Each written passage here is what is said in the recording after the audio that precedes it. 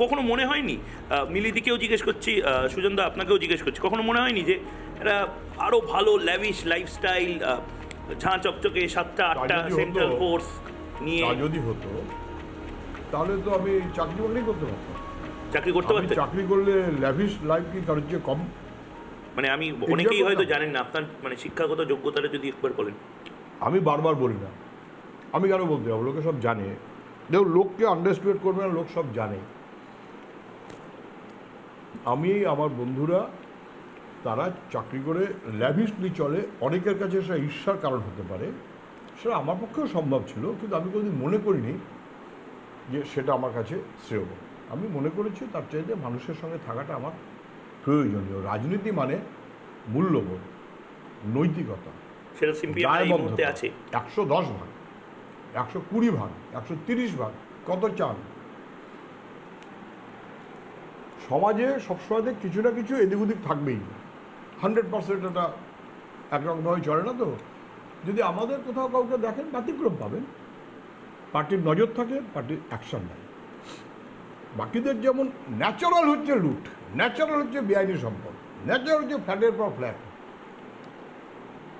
ঠিকই, আমার বাড়িতে এসি নেই, আর এসি কেনার মতন সুযোগ ছিল না। একটা এলডি ক্লার্কের চাকরি করলেও সেটা হয়তো সুযোগ ছিল। আর যদি নাও থাকে, আমরা যৌথ পরিবার, সত্যি যদি বলেন যৌথ পরিবার। এই ছোট ভাইকে দেখলেন না, মানে আপনারও ভাইপো আছে, আপনারও ভাইজি আছে, তার একসাথেই থাকে। আমার সন্তান নেই, সংসার আছে। আমার ভাইপো, ভাইজি, প্রতিবেশী, পাড়ার বাচ্চারা, এই সব মিলিয়ে আমার সংসার বা আমাদের সংসার। যৌথ পরিবারের কনসেপ্টে আমরা এখনো চলি, আমার মনে হয় সেটা ভালো। তার চেয়েও যেটা আমি বলতে চাইছিলাম যে আমার ছোটো ভাই একবার এসি কিনবার সময় নিয়ে চলে আসলো, আমি লাগালাম না। এই কারণে লাগালাম না, ওটুকু লাগাবার মতন হিম্মত আমার ভাইদের আছে, সবার নেই। আমি না হলে কি চলে? না হলে চলে। মাসখানে খুবই কষ্ট হয়, খুবই। সে অ্যাফোর্ড করা যায় না, অ্যাফোর্ড করা যায়। গ্রামের দিকে থাকি বলে, হয়তো শহরের দিকে থাকলে পারতাম না। গ্রামের একটু হাওয়া বাতাস তো থাকে, সেটা আমার ন্যাচারাল মনে হয়। এবং এই ন্যাচারাল পরিবেশটাকে রক্ষা করতে পারার মধ্যে অপরাধ, আমি সেটার পক্ষপাতী। আর সারাদিন তো রাস্তায় থাকি, সব জায়গায় এসে থাকে না, অভ্যস্ত নাই হলাম। দ্যাট ডাজন্ট মিন যে যার এসি আছে সে কোনো ভুল করছে। তার এলাকা, পরিবেশ, হাওয়া বাতাস, আমার গ্রাম, আমার হাওয়া বাতাস আছে, ফলে আমি অ্যাফোর্ড করতে পারছি। দরকারটা কি? বাড়তির দরকারটা কি? What is natural is natural. আমার আলু পোস্ত খেতে খেতে, আলু পোস্তটা খুব ভালো হয়েছে, আলু পোস্ত খেতে খেতে আমার শেষ প্রশ্ন, তারপরে আমরা প্রচারের দিকে যাব।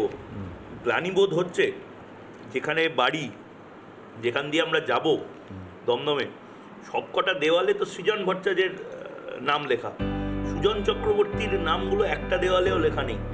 যাদবপুর থেকে একেবারে সোজা প্যারাশুট করে দমদম। যাদবপুরে আমি প্রার্থী হচ্ছে না, এই ডিসিশনটা তো আমরাই নিয়েছি, অন্য কেউ নেয়নি। কারণ ভেবেছিলাম আমি আরেকবার ভোটে দাঁড়ালাম, এটা ভেবেছিলাম। আর আমাদের ইয়াং জেনারেশনটা এত স্পষ্ট, মীনাক্ষী, প্রতিকূল, সৃজন, সায়ন, দীপশিতা, আমি পরপর নাম বলতে পারি। ওই যে নাম বলে মুশকিল আছে, আর কার্ডটা বন্ধ, প্রচুর ইয়াং, ঐশী সহ আরো অনেক। এদের ভরসা করে আমরা যথেষ্ট এগোতে পারবো। তাহলে এখানে দাঁড়া, এবার সবাই ভোটে দাঁড়াবে তাও না, কেউ ভোটে দাঁড়াবে। অনেকে বলছে যে আপনারা সবাই সম্মিলিতভাবে তৃণমূলের ভোট বাড়ানোর জন্য হেল্প করবেন, বিজেপির ভোট কাটবেন আপনারা। না, বিজেপির ভোট কাটলে তৃণমূলের ভোট বাড়ে না। বিজেপির ভোট কাটলে তৃণমূলের ভোট বাড়ে না, বিজেপির ভোট কাটলে বিজেপির ভোট কমে। যদি বিজেপির ভোট কমাই, খারাপ কিছু না। আবার বিজেপি বলছে যে আমরা তৃণমূল বলছে আমরা তৃণমূলের ভোট কাটছি, তৃণমূল বলছে তৃণমূলের ভোট কাটছি, বিজেপি বলছে বিজেপির ভোট কাটছি। আমি বলছি বিজেপি তৃণমূল কারোর পৈতৃক সম্পত্তি অথবা ফিক্সড ডিপোজিট ভোট নেই। মানুষ, সেই মানুষ বাম সরিয়ে তৃণমূল ঠকেছে, তৃণমূলের পরিবর্তে বিজেপি ডবল ঠকেছে। তারা এখন বুঝতে পারছে লাল ঝান্ডাই একমাত্র মানুষের নিরাপত্তার, ভবিষ্যতের অগ্রগতির স্বপ্নের গ্যারান্টি, বেশ। অন্য কেউ গ্যারান্টি না। এবং সেই কারণেই যখন আমরাই ঠিক করেছি যে দাঁড়াবো না, তারপর ঠিক করে না দাঁড়াতে হবে, তাহলে কোথায় দমদমে দাঁড়াতে হবে, হলো ফাইন। এখানে সৃজনের নাম দেয়ালে লেখা দেখলে আমার ভালো লাগছে। দিদি কি বলবেন? দমদমে সৃজন দেখা যাচ্ছে, এখানে সৃজন খুব ভালো। একদম ঠিক কথা, একদম ঠিক কথা। কিন্তু আমার একটা কথা, যে প্রশ্নটা আপনি আমাকে করেছিলেন, সেটা হচ্ছে এইরকম যে আচ্ছা আমরা কেবলই ওপরের দিকে তাকাবো কেন? আমরা তো নিচের দিকেও তাকাতে পারি। তাহলে নিচের দিকে তাকালে আমরা কি দেখতে পাই? যে আমাদের থেকে আরও অনেক লোক অনেক কষ্টে আছে, তাদের তুলনাতে আমরা অনেক ভালো আছি। জোরের সঙ্গে আবারও বলছি, তাদের তুলনাতে আমরা অনেক ভালো আছি। এক, দুই হচ্ছে যে কষ্ট ঠিকই, এসে থাকলে বাড়তি একটু ভালো ঘুম হয়, এসে থাকলে একটু তো আরামবোধ বেশি হয়। বেশি আরামবোধের প্রয়োজনটা কি? একটু তো কষ্ট স্বীকার করা দরকার। কষ্ট সহ্য করবার একজন কমিউনিস্ট হিসেবে একটু মানে কম, আমাদের তেমন কিছু কষ্ট করছি না, জেলে যাচ্ছি না এখনো, সেভাবে সে সমস্ত হচ্ছে না, তার জন্য প্রস্তুত আছে। কিন্তু তার জন্য একটু গরমে কষ্ট, এটা এমন কি? এইটুকু কষ্ট সহ্য করবার তো মানে সহ্য ক্ষমতা রাখতে হবে। আরো বিশেষ করে যেহেতু গ্রামে আছে, রাজনৈতিক বন্দী হিসেবে জেলে যাওয়ার একটা অ্যাসপিরেশন সবার থাকে। বিশেষ করে আমি দেখেছি এসএফআই, ডিওয়াইএফআই, সিপিএম এর লোকেদের চুরি করে জেলে যাওয়ার যে এখন নতুন একটা ট্রেন্ড শুরু হয়েছে।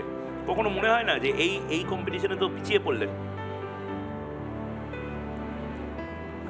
মানুষের আশীর্বাদ থাকুক, আলিপুর জেল, দমদম জেলে কত পুরনো বন্ধুদের দেখতে পারবে রাজনৈতিক। মানুষের আশীর্বাদ থাকুক যেন ইলেকট্রাল বন্ডেও আমরা শূন্য থাকি বরাবরের জন্য, ইলেকট্রাল বন্ড মার্কা ব্যাপারে, অথবা চুরি করে জেলে যাওয়া নেতা মন্ত্রী সেই লিস্টে আমরা যেন চিরকাল শূন্য থাকি, এটাই মানুষের কাছে আমাদের আশীর্বাদ প্রার্থনা।